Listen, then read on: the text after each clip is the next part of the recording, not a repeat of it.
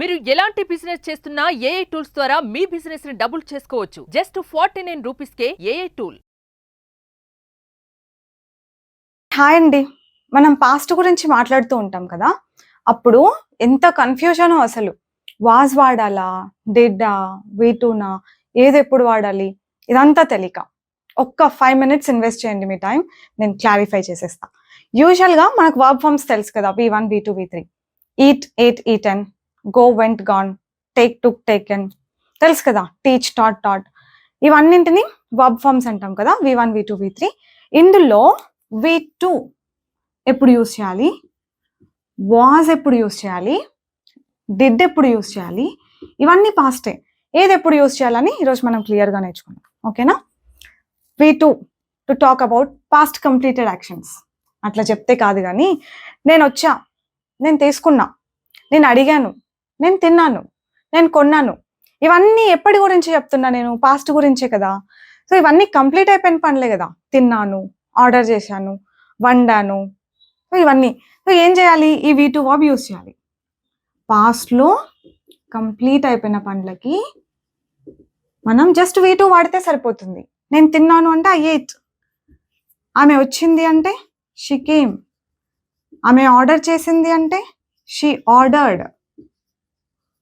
ఇక్కడ అందరికి వచ్చే డౌట్ ఏంటంటే, షీ వాజ్ ఆర్డర్డ్ అనమా, షీ వాజ్ కేమ్ అనమా, ఐ వాజ్ ఎయిట్ అనమా అంటూ ఉంటాం కదా. I was completed, I was selected, I was promoted, ఇలా అంటాం కదా. మరి అదేంటి? కరెక్ట్గానే విన్నారండి అది మీరు. I was promoted, I was asked, I was informed. ఇవి కరెక్టే. మరి ఇవి కూడా కరెక్టే, కానీ వాటి మీనింగ్ వేరు, వీటి మీనింగ్ వేరు. నేను అడిగాను అంటే ఐ ఆస్క్డ్ అనాలి అంతే. బాగా వినండి, ఐ ఆస్క్డ్ అంటే నేను అడిగాను. కానీ దీని అర్థం ఏంటి తెలుసా? ఒకవేళ మీరు ఐ వాజ్ ఆస్క్డ్ అన్నారు అనుకోండి, నన్ను అడిగారు అని అర్థం.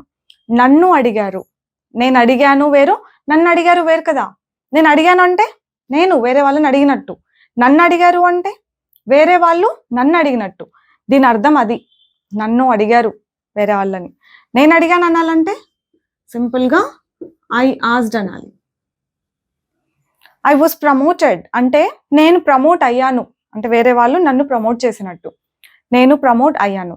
ఐ ప్రమోటెడ్ అంటే నేను ప్రమోట్ చేశాను అని అర్థం వస్తుంది. వామ్మో, వాస్ తీసేస్తే ఇంత మీనింగ్ వస్తుందా? ఇంత మీనింగ్ చేంజ్ అవుతుందా? అవును, పెద్ద బిస్కెటే అవుతుంది యాక్చువల్గా ఈ వాజ్ వర్డ్లతోటి. ఐ ప్రమోటెడ్, నేను ప్రమోట్ చేశాను. సింపుల్గా నేను ప్రమోట్ అయ్యాను అని నేను చెప్పే ఉద్దేశంతో ఐ ప్రమోటెడ్ అని చెప్పుకుంటే ఎట్లుంటుంది చెప్పండి? ఎవరిని ప్రమోట్ చేసావు అని అడుగుతారు. హూమ్ డిడ్ యూ ప్రమోట్ అని, బాగా వచ్చిన వాళ్ళు. అందుకే మనం వాళ్ళకి ఛాన్స్ ఇవ్వద్దు. క్లియర్గా నేర్చుకోండి, క్లియర్గా మాట్లాడండి. ఐ వాజ్ ఇన్ఫార్మ్డ్, దీని అర్థం కూడా అంతే. చూడండి, ఎవరో నాకు ఇన్ఫార్మ్ చేశారు అన్న మీనింగ్ వస్తుంది. నేను ఇన్ఫార్మ్ చేశాను అనాలంటే ఐ ఇన్ఫార్మ్డ్ అనాలి. ఓకేనా? ఎంత తేడా ఉందో. వాస్ పెట్టినామంటే నేను చేశానన్న అర్థం కాదు, ఎవరో చేశారు, ఐఎమ్ ద రిసీవర్ అన్న అర్థం అనమాట యాక్చువల్గా. I was informed, I was interrogated, I was asked. ఇప్పుడు ఇలా అన్నాం అనుకోండి, అతన్ని జైల్లో పెట్టారు అని చెప్పే ఉద్దేశంతో he kept in the jail. ఎంత పెద్ద తప్పు చూడండి. He kept in the jail అంటే అతను జైల్లో పెట్టాడు అని. అతన్ని పెట్టారు అనాలంటే he was kept in the jail. Okay, నేను కొన్నాను, ఒక బుక్ కొన్నాను అనాలంటే ఐ బాట్, కొన్నాను. ఐ వాజ్ బాట్ ఉండదు. ఐ వాజ్ బాట్ ఉంటే ఎంత ఆ మీనింగే ఘోరంగా ఉంటుంది. నేను కొనబడ్డాను. చూడండి, మనకు తెలియకుండా మనం చేసే మిస్టేక్స్ ఎలా ఉంటాయో. ఐ బాట్, నేను కొన్నాను. ఐ వాజ్ బాట్ అంటే no, it doesn't make any sense కదా అసలు. సో సింపుల్గా చెప్పాలి అని అంటే వాస్ తర్వాత అసలు V2 వాడే సిచ్యువేషన్స్ అసలు రావు. వాస్ తర్వాత V2 అస్సలు వాడకూడదు. V3 వాడాము అని అంటే అది ప్యాసివ్ లాగా అనమాట, చేయబడింది అన్న మీనింగ్ వస్తుంది. ఇక్కడ కూడా లిటరలీ తీసుకుంటే నేను ఇన్ఫార్మ్ చేయబడ్డాను, అడగబడ్డాను, ప్రమోట్ చేయబడ్డాను, అట్లాంటి మీనింగ్ వస్తుంది. ఇప్పుడు నేను చేశాను ఒక పని అని చెప్పాలంటే జస్ట్ V2 వాడండి. నేను తీసుకున్నా అని చెప్పాలంటే ఐ టుక్, నేను వండాను, ఐ కుక్డ్. నేను వెళ్ళాను, ఐ వెంట్. నేను ఆర్డర్ చేశాను, ఐ ఆర్డర్డ్. జస్ట్ అలా ఎవరేం చేసినా పాస్ట్లో జస్ట్ V2 వాడండి. వాస్ పెట్టి V3 పెట్టాల్సి వచ్చినప్పుడు కొంచెం కేర్ఫుల్గా ఉండండి. అది మనం చేసినట్టు అవ్వదు, ఆ పని మనం చేసినట్టు అవ్వదు, చేయబడినట్టు అనమాట.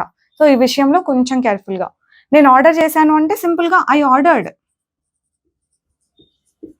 ఐ వాజ్ ఆర్డర్డ్ అంటే it gives nonsense meaning, అట్లా ఉండదు అనమాట. నేను ప్రిపేర్ చేశాను, నేను ప్రిపేర్ చేశాను ఆ food, I prepared the food.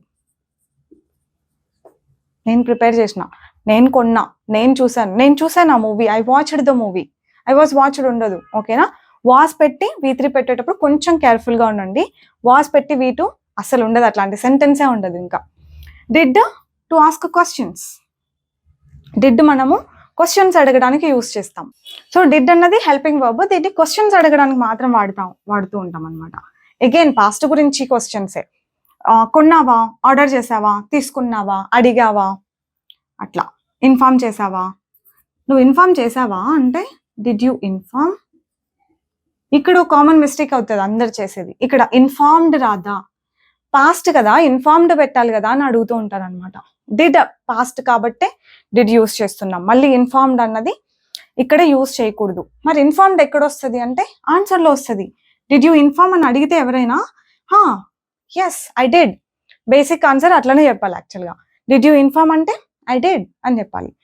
కానీ కంప్లీట్గా మనం నేర్చుకుంటున్నాం కాబట్టి కంప్లీట్ సెంటెన్సెస్ మనకు రావాలి అంటే ఎస్ ఐ ఇన్ఫార్మ్డ్ అని చెప్పాలి. I informed. ఇక్కడ ఐ ఇన్ఫార్మ్డ్ అంటారా, ఐ వాజ్ ఇన్ఫార్మ్డ్ అంటారా? ఏంటి ఐ వాజ్ ఇన్ఫార్మ్డ్ అంటే? నాకు ఇన్ఫార్మ్ చేశారు అని అర్థం. ఇది రాసుకోండి, నాకు ఇన్ఫార్మ్ చేశారు. ఐ ఇన్ఫార్మ్డ్ అంటే నేను ఇన్ఫార్మ్ చేశాను. Did they select you or did they select her? వాళ్ళు ఆమెని సెలెక్ట్ చేశారా అంటే ఎస్ దే సెలెక్టెడ్ హర్.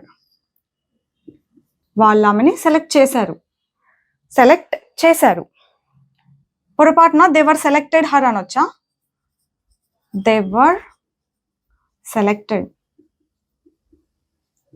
దీని అసలు ఇది మీనింగ్లెస్ అనమాట ఇట్లా అన్నామంటే.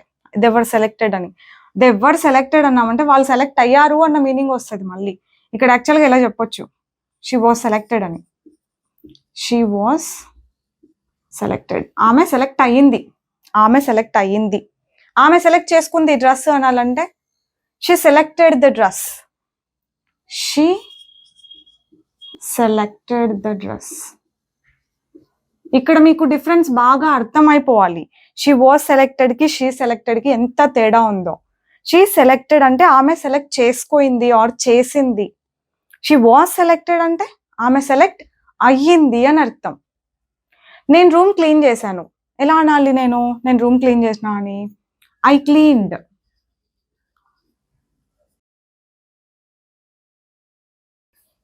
I cleaned the room.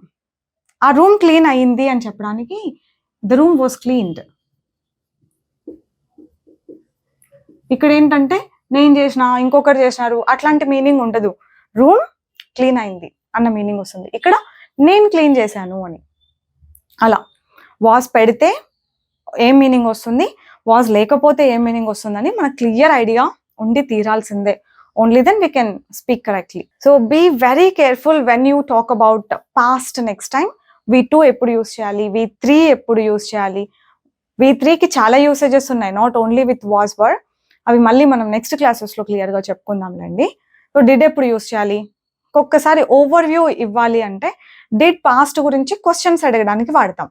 నువ్వు తీసుకున్నావా, నువ్వు చూసావా, ఆమె వచ్చిందా, అడిగిందా, నేర్చుకోయిందా, అట్లా. ఆమె జాయిన్ అయిందా. ఒక్క ఎగ్జాంపుల్ తీసుకుంటే ఆమె జాయిన్ అయిందా అంటే డిడ్ షీ జాయిన్. ఆమె జాయిన్ అయ్యిందా. మీరు ఆన్సర్ చెప్పేటప్పుడు ఆమె జాయిన్ అయ్యింది అని చెప్పేటప్పుడు ఈ V2 వాడతారు. Yeah she joined.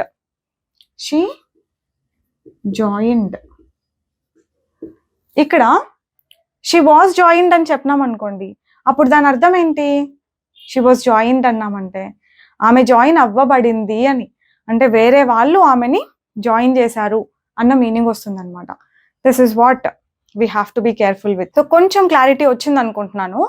V2 వాడినప్పుడు వాస్ పెట్టి V3 వాడినప్పటికి డిఫరెన్స్ ఏంటి అని. I'll see you all with one more concept next time. Bye bye. Take care.